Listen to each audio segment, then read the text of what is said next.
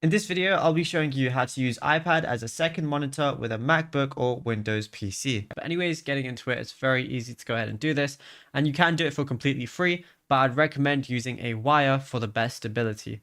So what you want to do is on your App Store, on your iPad, download Splashtop Wired X Display. And also on your PC, you also got to do the same thing.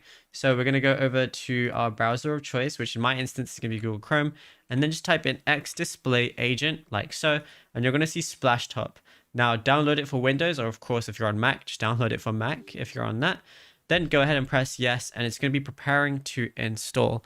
Now, the main thing for this is you're going to have to basically just ensure that both your iPad and your PC are connected, but we'll get to that in a second. So you just got to wait for this. You're going to, see the frame rate, quality. You can have it on high if you want to.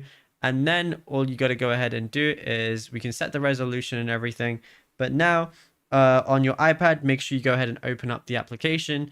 And then it's just going to ask you to plug your iPad or iPhone to the computer. Okay, so now it's connected, and you know it's connected because if I go to my display settings, these are my three normal monitors, but then I see iPad right here as well. If I click identify, it's going to show that as well. And yeah, it's literally as simple as that. And just so you know, this is actually what it looks like. So I have the fourth monitor right here. In my instance, it's the fourth one.